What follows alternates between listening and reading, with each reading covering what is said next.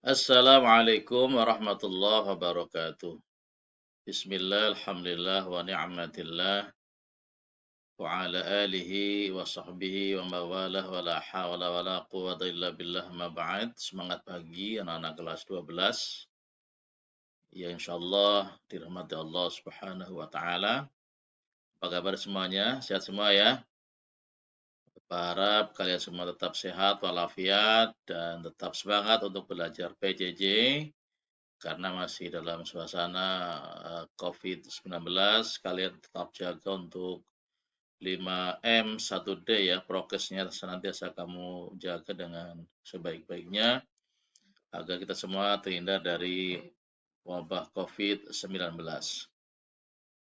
Anak sekalian, PJJ Fikih hari ini kita akan masuk pada KD2 ya, di Fikih kelas 12 semester ganjil ini. Kedua adalah menyangkut atau membahas tentang sumber hukum Islam yang muttafaq atau yang disepakati dan yang mukhtalaf atau yang tidak disepakati atau diperselisihkan. Dan kalian kemarin sudah mengerjakan PA1 di e-learning ya. Dan alhamdulillah kalau saya lihat secara umum nilai kalian bagus ya. Ada yang dapat 100 bahkan ya. Ada yang dapat 100 dan rata-rata nilainya adalah bagus 90-80. Meskipun memang masih ada beberapa di antara kalian yang harus remed, ya. Nanti yang remed, yang sudah remed sekali di e-learning kemudian juga masih remed juga, nanti Bapak akan berikan remed soal esai, ya. Nanti akan saya kirim di grup Fikih, di grup WG Fikih kalian masing-masing, ya. Itu sebagai informasi untuk PH1 yang sudah kalian kerjakan. Dan hari ini kita akan lanjutkan untuk membahas KD2, yaitu tentang sumber hukum Islam yang muttafaq atau yang disepakati dan yang mukhtalaf atau yang tidak disepakati. Dan mari kita awali dengan sama-sama membaca basmalah. Bismillahirrahmanirrahim. Rabbi zidni ilma warzuqni fahma. Amin. Ya Rabbal Alamin. Anak sekalian, sumber hukum yang muttafaq itu ada 4 ya. Yang pertama adalah Al-Quran. Al-Quran secara bahasa dari kata qara'a yaqra'u Qur'anan, ya. Artinya bacaan atau yang dibaca, ya. Secara istilah, para ulama usul fikih mengemukakan beberapa definisi. Ya, contohnya Syafi'i Hasan Abu Thalib, dia berpendapat bahwa Al-Quran itu adalah wahyu yang diturunkan dengan lafaz bahasa Arab dan maknanya dari Allah Subhanahu wa taala melalui wahyu yang disampaikan kepada Nabi Muhammad sallallahu alaihi wasallam. Ia merupakan dasar dan sumber hukum utama bagi syariat atau hukum Islam. Ini pendapat Syafi'i Hasan Abu Thalib, ya. Oke. Kita lanjut.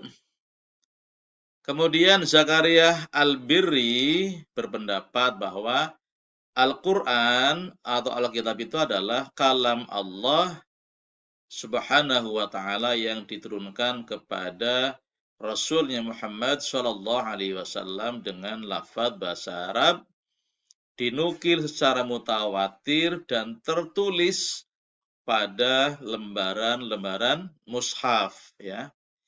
Ini pendapat Zakaria Al-Birri. Kemudian Imam Ghazali ya, Imam Al-Ghazali ya, ulama besar ya, Hujjatul Islam, berpendapat bahwa Al-Quran itu adalah merupakan firman Allah Subhanahu wa taala. Kalau dalam pendapat yang lain juga dalam bahasa Arab ya, pernah juga saya pernah baca, kalau didefinisikan pakai bahasa Arab adalah Al-Quran atau Alkitab wa kalamullah ya. Kalamullah al-mutanazzalu ala qalbi Muhammadin bi Jibril mutawatir al-muta'abbadu bitilawati. Ya, itu kalau dalam definisi bahasa Arab ya.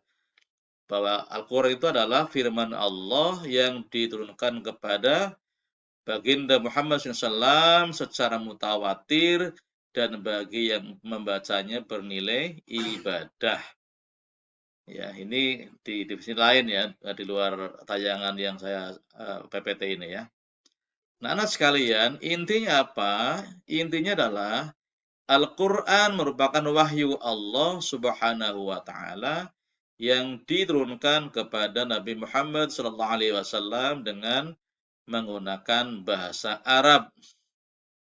Ya, di sini memang ada sedikit perbedaan ya. Ada tadi dari 4 atau dari 3 yang ada di PPT ini ada beberapa ada sedikit perbedaan redaksi ya, tapi secara apa namanya, secara pokok bahwa Quran itu dinukil secara mutawatir ya, secara mutawatir. Apa sih mutawatir itu?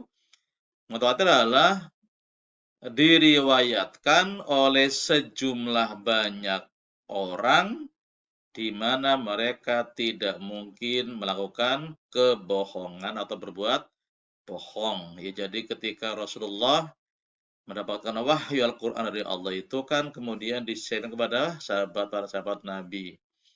Kemudian setelah itu sahabat Nabi menyampaikan kepada sahabat yang lainnya. Sahabat kemudian kepada generasi tabi'in.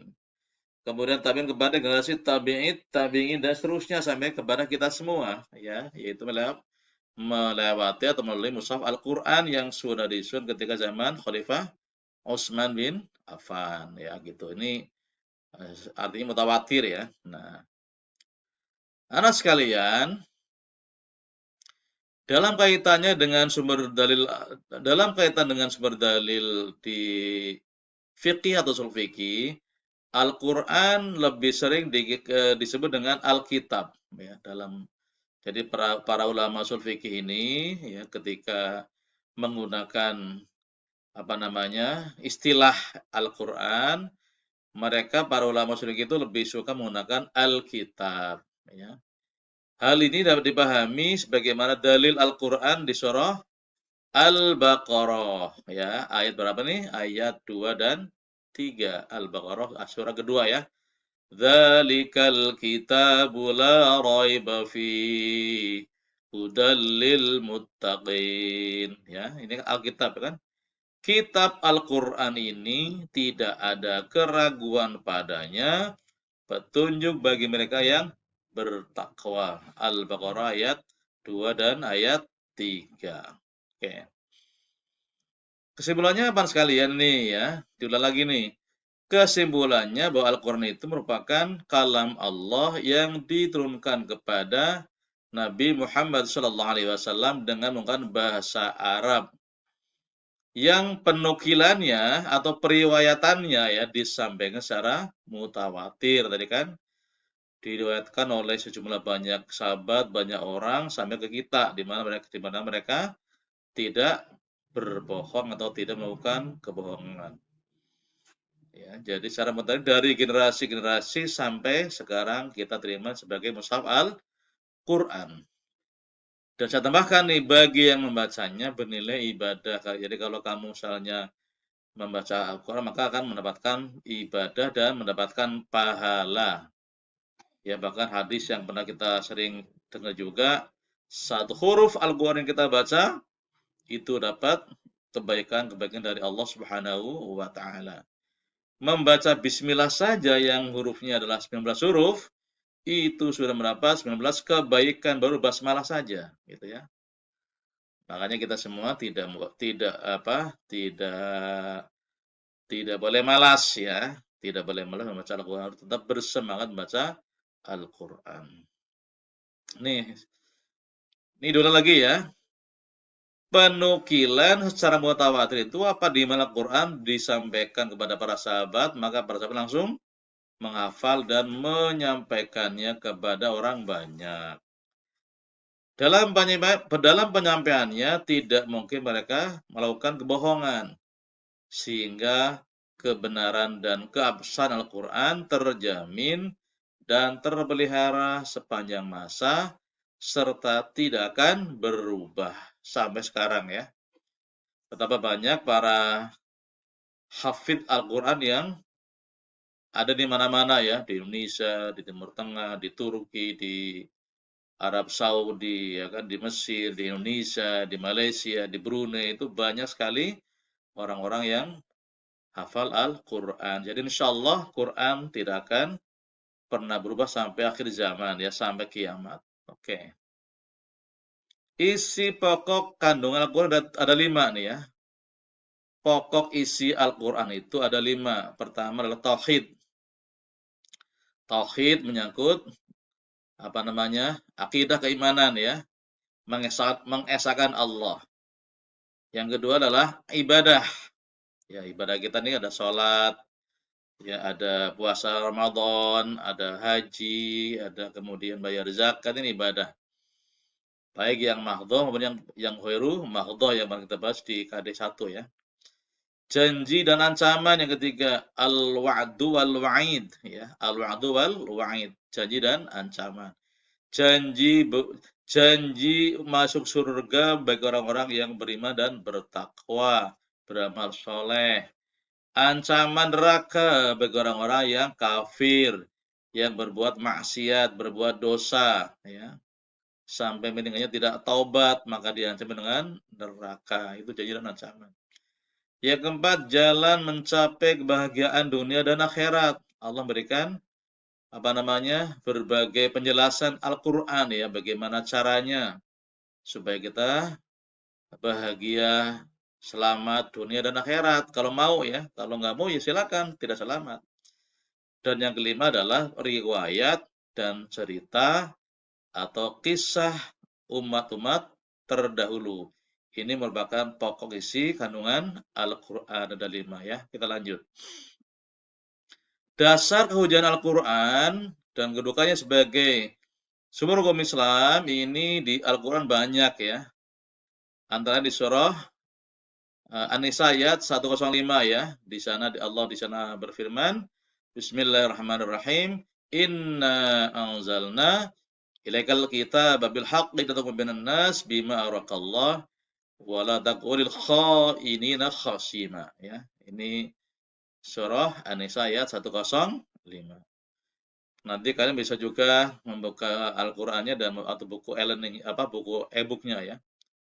Kemudian di surah Al-Maidah ayat 49 Allah juga di sana berfirman, "Wa nihkum bainahum bima anzalallah wa la tattabi' ahwahum wahdharhum ayyaftinuka 'an ba'di ma anzalallahu ilaik fa in tawallaw fa'lam annama yuridullahu wa yusibahum bi ba'di dhunubihim wa inna katsiran minan nasi la fasiqun."